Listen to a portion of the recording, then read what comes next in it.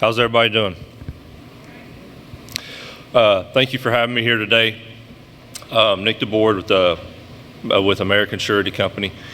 I'll give you a little bit about my background and history in this industry, and then we'll get into what I'll be discussing today.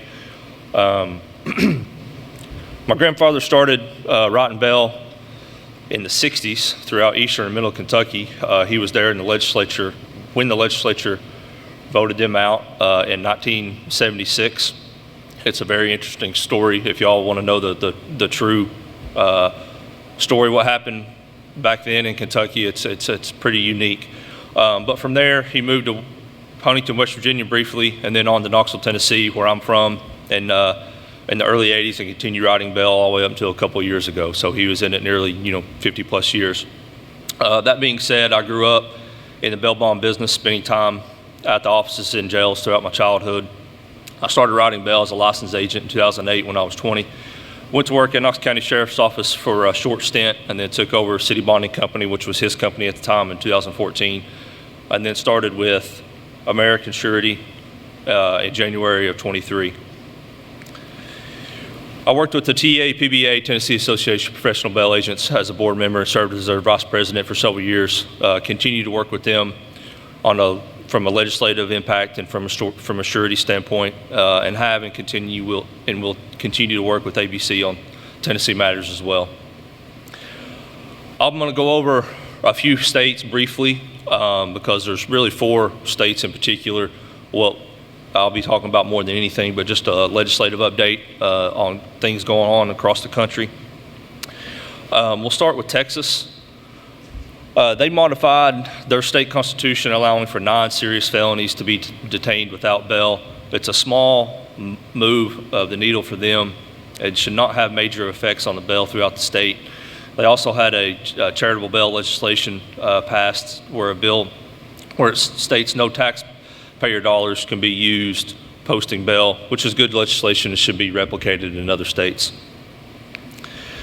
Louisiana, House Bill 100 passed. This bill modifies Louisiana law regarding the bail bond enforcement by introducing several key provisions. The bill expands legal provisions and tracking devices, specifically cellular tracking devices, and establishes new rules and penalties for their use. Bail enforcement agents are now allowed to obtain court orders for cellular tracking devices under specific conditions, such as when a bail undertaking is in place and a bench warrant has been issued due to a failure to appear. The bill introduces stricter penalties and for unauthorized use of the tracking devices, or a bondsman could potentially lose their insurance producer license if they don't have the correct court order to maintain that. That's a very, very unique bill to be passed, and so I'm sure they'll have some success with that. Florida, this year, they introduced Senate Bill 600, House Bill 1017. It was really aimed at modernizing old procedures and increasing efficiency and enhancing public safety. Unfortunately, the bill did not pass due to the Senate removing language regarding cash bonds. The House sponsor would not agree with the same language. This bill will be introduced next session, and it should be supported by both sides. But kind of the meat and potatoes of the bill that was introduced, it was restricting bond posting. Ensures only licensed agents in Florida or residents of the state are the only ones allowed to post bonds. Streamlining bond discharge allows the clerk of the court to discharge bonds without an additional order when statutory requirements are met. Allows the clerks of the court to send necessary notices through email. You're starting to see that more and more throughout the country, which I think is a very good thing. Extending remission period. Extends the remission period from 2 to 3 years with a 5% reduction rate every 90 days. So in Florida, you have a 60-day forfeiture period, and then you got to pay your produce. But once you pay the bond off, you do have a 2-year remission period where you can get a percentage back. But every 90 days, it gets reduced by 5% up to 2 years. But then that's been extended for 3 years. There are several states that have remissions, then there's several that are not. I'm not sure if Mississippi does or not, but I think it would be a very good thing to have. NCIC requires the sheriffs to enter all felony warrants into NCIC without restriction until the defendant is returned to court. That would be very helpful in all 50 states. with our profession. And then clarifying extradition procedures mandates the state attorney to declare whether extradition will be pursued before a bail agent attempts an arrest. So it was really just cleaning up a bunch of old things out. It'll be introduced next year, and it should pass without a problem. Okay, starting with California, we're going to talk about California, Washington, Indiana, and Tennessee. These are the 4 states that really have some negative bills out there that can impact their bail industry and the profession from across the board. But their big fight is over a provision that would refund the premium if the charges are dismissed or not filed within 21 days. It's Senate Bill 562. The sponsor of the bill had a family friend which was arrested. Charges were dropped shortly thereafter, and then they went on to ask about a refund, which they did not get. So that's what started this whole situation. The bill has been reintroduced this year since it passed the House and the Senate last year, but did not pass on the floor, and they moved it to 26. An amended version was approved by the Public Safety Committee, which narrows the circumstances under which a defendant may receive a refund of bail premium. Charges are dismissed within 21 days of arraignment. Charges are not filed within 21 days after the bond is posted and the defendant has not missed any required court appearances. And the bill establishes a defined retention amount for the surety. The original version required a compensated surety, which is the bail bond company, to refund up to 80% of the premium whenever the bond conditions were modified, charges were dismissed, or a court determined that one party had benefited at another party's expense. The committee heard testimony both in support and in opposition, and then the bill is going to be next considered by the Assembly Appropriations Committee, which typically does not hear public testimony. So that's what California is facing right now, and I'm not sure when the next committee is going to hear that bill. Washington State is facing a problem up there as well. Their Washington State Supreme Court is considering a rule which aims to limit judicial discretion in setting cash bail and capping misdemeanors with a $200 bond. The main issues with this, it's a direct ruling from the Supreme Court, therefore legislation is not involved, only public comment period. There are no hearings or arguments to be heard, and once the Supreme Court establishes the rule, the courts must operate within the bounds of the ruling. So during that open comment period, bondsmen throughout the state and the sureties, they were able to send opposition letters to them, but there's no in-public hearing. So that kind of hinders on everything that is truly wanting to be said in opposition to it as well. What the main proposed amendments is, it would require trial courts to release accused persons on personal recognizance for non-capital offenses unless there is a likelihood of willful flight or severe danger to the community. It heavily discourages financial conditions. Also, in lower court, it aims to reduce practical barriers in appearing in court, favoring the issuance of a summons over an arrest warrant in many circumstances to avoid unnecessary pretrial detention and job loss. They're using the verbiage willful flight and not failure to appear because defendants will miss court due to logistical reasons and will not fail to appear with intent. That's some of the language that they're using, and that's some of the excuses that they're using for the defendants. With this, the bail caps, bail for most misdemeanors and gross misdemeanors would be capped at $200, excluding domestics and DUI offenses. 10% court deposit. The proposal creates a strong presumption that defendants could pay 10% of their set bail directly with the court rather than using a bail bond agent. And then in turn, once a case is over with, they would get a portion of that refunded minus court costs and fines. Free pass for the first missed court date. Defendants would essentially be granted at least one missed court date before a judge could even begin to label them a flight risk and impose bail. Willful flight standard. Judges could only impose bail if prosecutors can prove a high likelihood or willful flight from prosecution, rather than just a general risk of missing a court date. A missed appearance can no longer be presumed willful unless tied to the initial conduct and meant to thwart the judicial process. So the impact of what this is going to do to the bail industry in general is detrimental. But the willful flight standard is impractical and restrictive. It imposes an unworkable burden on the courts. Judges would be required to see subjective intent rather than an objective risk. Requiring a prior failure to appear will increase bench warrants, add to already strained dockets, and will require additional law enforcement resources. And then the $200 bail cap removes essential judicial discretion. The cap on most misdemeanors fails to account for the wide range of risk profiles that are needed, particularly where there is a history of noncompliance and repeat offenders. So they need a balanced approach with some common sense, and they need to use both sides of the aisle and the bail industry to come up with a good game plan. And they're just not doing that. This came from the public defenders is who introduced this to the Supreme Court. Okay, and now the big one, which is constitutional amendments, and which creates preventative detention. And it seems to be a nationwide debate within the criminal justice system right now. We were seeing poor people are languishing away in jails, can't afford bail. It started there, and then it started shifting back, and now it's coming from the other side where they're starting to amend all the constitutional amendments, which creates a massive case of preventative detention. And so there's 2 states that are really going through this right now, and we'll start with Indiana.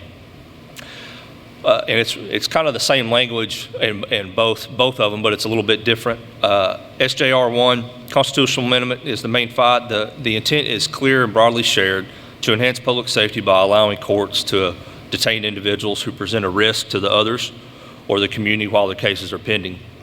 Under this proposal, judges would be authorized to deny release when the state proves by clear and convincing evidence that no conditions of release would reasonably protect the public. Clear and convincing evidence is a recognized legal standard, but it falls short of proof beyond a reasonable doubt. Judges are trained to weigh such information carefully, but it also brings to question whether expanded detention authority could result in inconsistent outcomes or prolonged pretrial incarceration for individuals who are ultimately not convicted. Timing and capacity are also relevant considerations, as criminal cases in Indiana often take many months, sometimes more than a year, to resolve, as well with any other state. So that's what's going on in Indiana, and both of these are on the same time frame, and I'll explain that a little bit later. And then we go over to Tennessee. Just a small bill that was passed, which helped out the bail industry a little bit because it was against the bail fund there. A bill was passed capping nonprofit community bail fund contributions at $5,000 bond per person, and prohibiting these organizations from posting a bond for the same individual more than once in a year.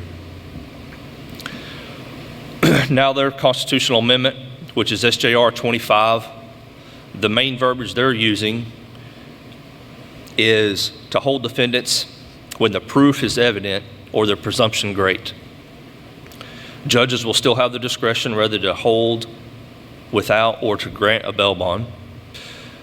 They preach tough on crime, safe streets, reduced crime rate. The bondsmen don't want this only because they'll take money out of their pockets. That's what, it doesn't matter, Republicans, Democrats, that's what they were preaching on this.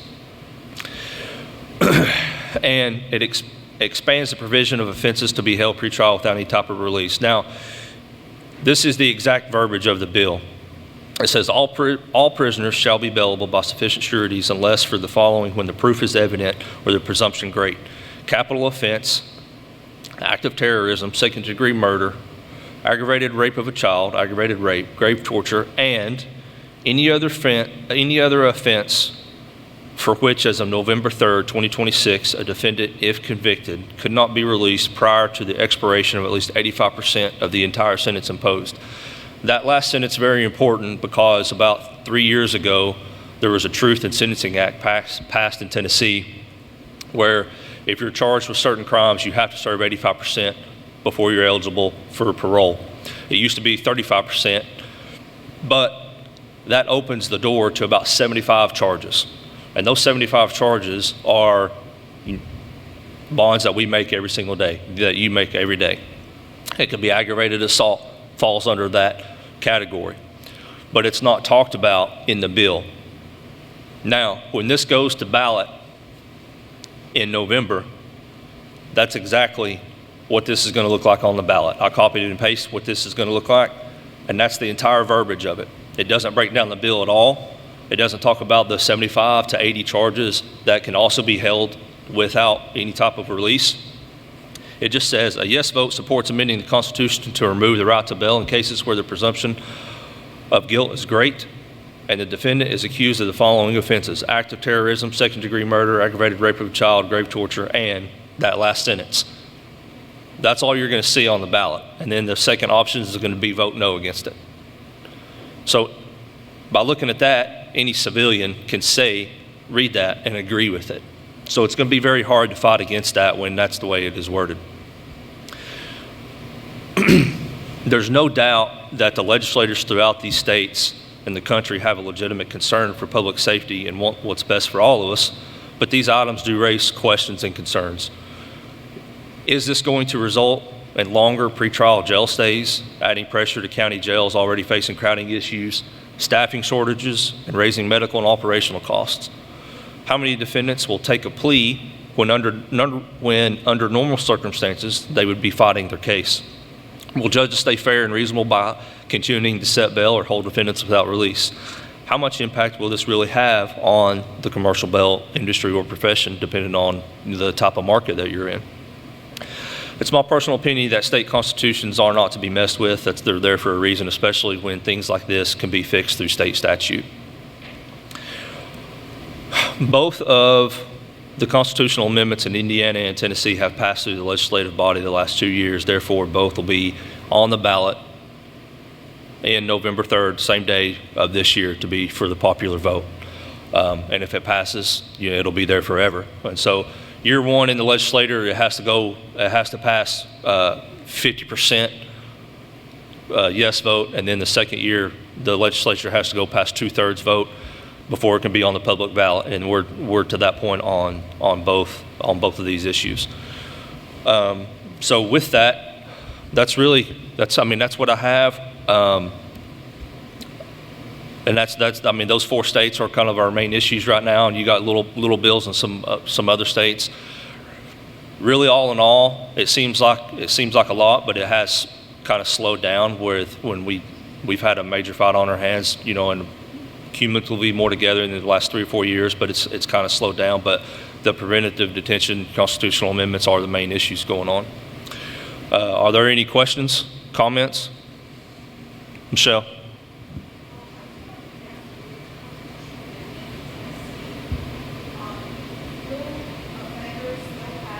Right to writ of habeas corpus? Yes. They're gonna. Can you explain to the bail agents what writ of habeas corpus means, in case some of them don't know? Right to speedy trial. Yeah, and that's something that has not been brought up. Is it's going to force the right to a speedy trial, because I can't remember the exact time frame on that. It's like 60 or 90 days, and that's something that was never brought up with the legislature at all. But you're going to have to pay for. Everybody's going to have an attorney. It's going to bog down the system in general. But it is going to force the right to a speedy trial with these constitutional amendments. So I think what I was trying to ask is maybe a little bit different. Maybe I didn't say it right. So when a constitutional amendment passes in the state of Tennessee, which you indicated it's going to, and then I'm an offender and I got arrested for rape and I'm held without bail, can my lawyer make a bail application? Yes. Okay, amen. Okay, thank you. Asked and answered. Thank you so much.